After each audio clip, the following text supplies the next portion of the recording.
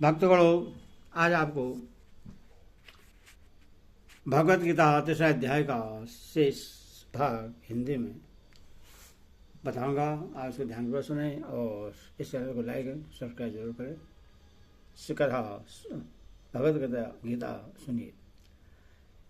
कर्म योग का स्वरूप तो कर्म करना ही है। उसमें कर्मों का आरंभ करने की शंका नहीं होती। फिर कर्मों का आरंभ के बिना निष्कर्मता नहीं मिलती, यह कहने की क्या आवश्यकता थी। भगवान अर्जुन को कर्मों में फल और आसक्ति का त्याग करने के लिए कहते हैं और उसका फल कर्म बंधन से मुक्त हो जाना बतलाते हैं। इस कारण वह यह समझ सकते हैं कि यदि मैं कर्म न करूं तो अपने आप ही उनके बंधन से मुक्त हो जाऊंगा। फिर कर्म करने की जरूरत ही क्या है। इस भ्रम की निवृत्ति के लिए पहले कर्मयोग का प्रकरण आरंभ करते समय भी भगवान ने कहा है कि मां ते संगो इस्तो कर्मणि, अर्थात तेरे कर्म न करने में आसक्ति नहीं होनी चाहिए। यदि छठे अध्याय के में भी कहा है कि आरुक्षु मुनि के लिए कर्म करना ही योगारूढ़ होने का उपाय है। इसलिए शारीरिक परिश्रम के भय से या अन्य किसी प्रकार की आसक्ति से मनुष्य में जो अपरिवृत्ति का दोष आ जाता है, उससे कर्मयोग में बाधक बतलाने के लिए ही भगवान ने ऐसा कहा है। यहाँ सिद्धम पद किसका वाचक है और कर्मों के केवल त्याग मात्र से सिद्धि की प्राप्ति होती है। इस कथन का क्या भाव है। जो ज्ञान योग की सिद्धि यानी परिपक्व स्थिति है, जिसका वर्णन पुरुष लोक की व्याख्या में ज्ञानिष्ठ के नाम से किया गया है तथा जिसका फल तत्व ज्ञान की प्राप्ति है, उसका वाचक यहाँ सिद्धम पद है। इस स्थिति पर पहुंचकर साधक ब्रह्म भाव को प्राप्त हो जाता है। उसकी दृष्टि में आत्मा और परमात्मा का किंचित मात्र भेद नहीं रहता, वह स्वयं ब्रह्मा स्वरूप हो जाता है। इसीलिए इस स्थिति को सिद्धि कहते हैं। यह ज्ञान योग रूप सिद्धि अपने वर्णाश्रम के अनुसार करने योग्य कर्मों में कर्तापन का अभिमान त्याग कर तथा समस्त भोगों में ममता, आसक्ति और कामना से रहित होकर निरंतर अभिन्न भाव से परमात्मा के स्वरूप का चिंतन करने से ही सिद्धि होती है। कर्मों का स्वरूप से त्याग कर लेने मात्र से नहीं मिलती, क्योंकि अहंता, ममता, आसक्ति का नाश हुए बिना मनुष्य की अभिन्न भाव से परमात्मा में स्थिर स्थिति नहीं हो सकती, बल्कि मन, बुद्धि और शरीर द्वारा होने वाली किसी भी क्रिया का अपने को कर्ता न समझकर उनका इष्टा साक्षी रहने से उपयुक्त स्थिति प्राप्त हो जाती है। इसीलिए सांख्य योगी को भी वर्णो सर्वोचित कर्म का स्वरूप से त्याग करने की चेष्टा न करके उनमें कर्तापन, ममता, आसक्ति और कामना से रहित हो जाना चाहिए। यही भाव दिखलाने के लिए यहाँ यह बात कही गई है कि केवल कर्मों की त्याग मात्र से सिद्धि प्राप्त नहीं होती। अनारंभाद और संन्यसनात्, इन दोनों पदों का एक ही अभिप्राय है या भिन्न भिन्न। यदि भिन्न भिन्न है तो दोनों में क्या भेद है। यहाँ भगवान ने दोनों पदों का प्रयोग भिन्न भिन्न अभिप्राय से किया है, क्योंकि अनारंभ भात पद से तो कर्म योगी के लिए विहित कर्म के न करने को योग निष्ठा की प्राप्ति में बाधक बतलाया है, किंतु संन्यास पद से सांख्य योगी के लिए कर्मों का स्वरूप से त्याग कर लेना सांख्य निष्ठा की प्राप्ति में बाधक नहीं बतलाया गया। केवल यही बात कही गई है कि उससे सिद्धि नहीं मिलती। सिद्धि प्राप्ति के लिए उससे कर्तापन का त्याग करके सच्चिदानंद घन ब्रह्मा में अभेद भाव से स्थित होना आवश्यक है। अतः उसके लिए कर्म का स्वरूप त्याग करना मुख्य बात नहीं है, भीतरी त्याग ही प्रधान है। और कर्मयोगी के लिए स्वरूप से कर्मों का त्याग न करना विशेष विधि है। यही दोनों पदों के भाव में भेद है।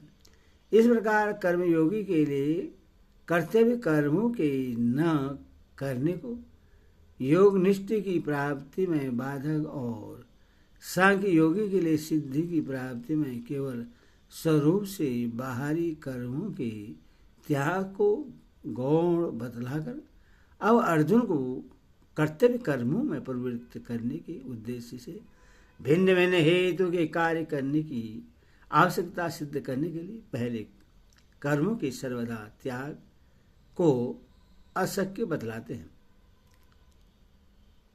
निसंदेह कोई मनुष्य किसी भी काल में क्षण मात्र भी बिना कर्म के नहीं रहता, क्योंकि सारा मनुष्य समुदाय प्रकृति जनित गुणों के द्वारा परवश हुआ कर्म करने के लिए बाध्य किया जाता है। कोई मनुष्य किसी भी काल में क्षण मात्र भी बिना कर्म के नहीं रहता। इस वाक्य का क्या भाव है?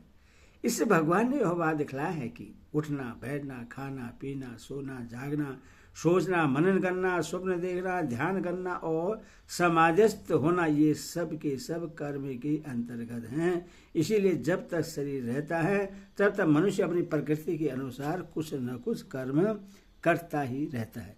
कोई भी मनुष्य क्षण भर भी कभी स्वरूप से कर्म का त्याग नहीं कर सकता। अतः उनमें कर्तापन का त्याग कर देना या ममता आसक्ति फलेच्छा का त्याग कर देना ही उनका सर्वदा त्याग कर देना है। यहाँ कश्चित पद में गुणातीत ज्ञानी पुरुष भी सम्मिलित है या नहीं?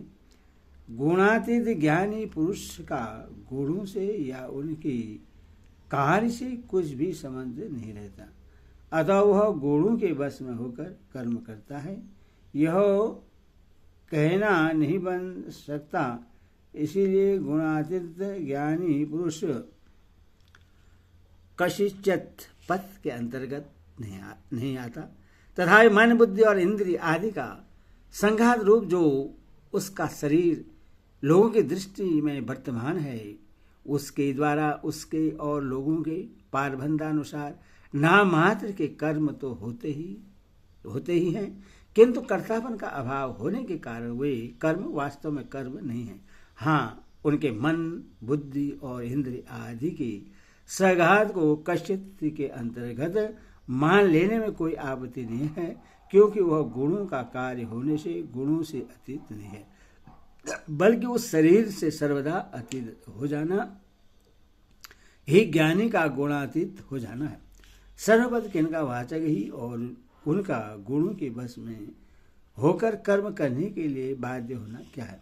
सर्वपद समस्त प्राणियों का वाचक होते हुए भी यहाँ उसे खास तौर पर मनुष्य समुदाय का वाचक समझना चाहिए, क्योंकि कर्मों में मनुष्य का ही अधिकार है और पूर्व जन्म की किए हुए कर्म के संस्कार जनित स्वभाव के परवश होकर जो कर्म में प्रवृत्त होना है, यही गुणों के बस में होकर कर्म करने के लिए बाध्य होता है। गुणे ही पद के साथ प्रकृति विशेषण देने का क्या अभिप्राय है? सांख्य शास्त्र में गुणों की साम्यावस्था का नाम प्रकृति माना गया, परंतु भगवान के मत में तीनों गुण प्रकृति के कार्य हैं। इस बात को स्पष्ट करने के लिए ही भगवान ने यहाँ गुणे हो पद के साथ प्रकृति विशेषण दिया है। इसी तरह कहीं प्रकृति समवान, कहीं प्रकृति ध्यान और कहीं प्रकृति संभव और कहीं प्रकृति विशेषण देकर अन्यत्र भी जगह जगह गुणों को प्रकृति का कार्य बतलाया है। यहाँ प्रकृति शब्द किसका वाचक है? समस्त गुणों और विकारों के समुदाय रूप इस जड़ दृश्य जगत की कारणभूता जो भगवान की अनादि सिद्ध मूल प्रकृति है, जिसको अव्यक्त, अव्याकृत और महद ब्रह्मा भी कहते हैं, उसी का वाचक यहाँ प्रकृति शब्द है। पूर्व श्लोक में यह बात कही गई है कि कोई भी मनुष्य क्षणमात्र भी कर्म किए बिना नहीं रहता। इस पर यह शंका होती है कि इंद्रियों की क्रियाओं को हठ से रोककर भी तो मनुष्य कर्म का त्याग कर सकता है, अतः ऊपर से इंद्रियों की क्रियाओं का त्याग कर देना कर्म का त्याग नहीं है। यह भाव दिखलाने के लिए भगवान कहते हैं, जो मूढ़ बुद्धि मनुष्य समस्त इंद्रियों को हठपूर्वक ऊपर से रोककर मन से उन इंद्रियों के विषयों का चिंतन करता रहता है, वह मिथ्याचार्य अर्थात दंभी कहा जाता है। यहाँ कर्मेन्द्रियाणि पद किन इंद्रियों का वाचक है और उनका हठपूर्वक रोकने का क्या है? यहाँ कर्मेन्द्रियाणि पद का परिभाषित अर्थ नहीं है, इसीलिए जिनके द्वारा मनुष्य बाहर की क्रिया करता है अर्थात शब्दादि विषयों को ग्रहण करता है, उन श्रोत, त्वचा, चक्षु, रसना और घ्राण तथा वाणी, हाथ, पैर, उपस्थ और गुदा इन 10 इंद्रियों का वाचक है। क्योंकि गीता में श्रोतादि 5 इंद्रियों के लिए कहीं भी ज्ञानेन्द्रिय शब्द का प्रयोग नहीं हुआ है। इसके सिवा यहाँ कर्मेंद्रिय का अर्थ केवल वाणी और 5 इंद्रियां मान लेने से श्रोत और नेत्र आदि इंद्रियों को रोकने की बात शेष रह जाती है और उसके रह जाने से मिथ्याचारी का स्वांग भी पूरा नहीं बनता तथा वाणी आदि इंद्रियों को रोककर श्रोतादि इंद्रियों के द्वारा वह क्या करता है, यह बात भी यहाँ बतलानी आवश्यक हो जाती है। किंतु भगवान ने वैसी कोई बात नहीं कही है। एवं अगले श्लोक में भी कर्मेंद्र द्वारा कर्मयोग का आचरण करने के लिए कहा है, परंतु केवल वाणी और कर्मेंद्र द्वारा कर्मयोग का आचरण नहीं हो सकता, उसमें सभी इंद्रियों को आवश्यकता है। इसीलिए यहाँ कर्मेंद्रियाणि पद को जिनके द्वारा कर्म किए जाएं ऐसी स्थिति इंद्रियों का वाचक मानना ठीक है और हट से सुनना, देखना आदि क्रियाओं को रोक देना ही उसको हठपूर्वक रोकना है। यदि कोई साधक भगवान का ध्यान करने के लिए या इंद्रियों को बस में करने के लिए हट से इंद्रियों को विषयों से रोकने की चेष्टा करता है और उस समय उसका मन बस में न होने के कारण उसके द्वारा विषयों का चिंतन होता है, तो क्या वह भी मिथ्याचारी है? वह मिथ्याचारी नहीं है, वह तो साधक है, क्योंकि मिथ्याचारी की भांति मन से विषयों का चिंतन करना उसका उद्देश्य नहीं है। वह तो मन को भी रोकना ही चाहता है, पर आदत, आसक्ति और संस्कारवश उसका मन जबरदस्ती विषयों की ओर चला जाता है और तो उसमें उसका कोई दोष नहीं है। आरंभ काल में ऐसा होना स्वाभाविक है। यहाँ समय पद का अर्थ वश में कर लेना मान लिया जाए तो क्या हानि है? इंद्रियों को वश में कर लेने वाला मिथ्याचारी नहीं होता, क्योंकि इंद्रियों को वश में कर लेना तो योग का अंग है।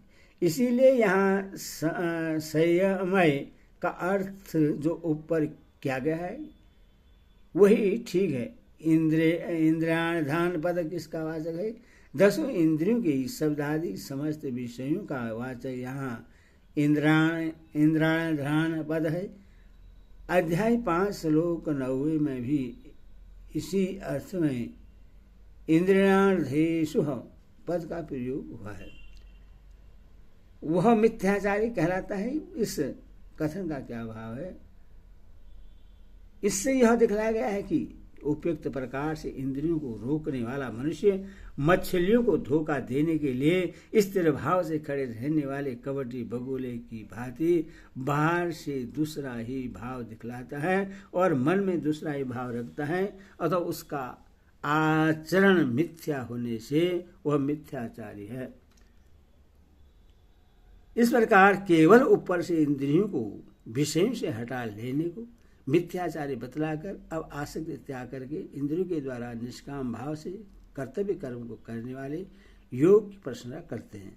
हरि ओम तत्सत। हरि ओम।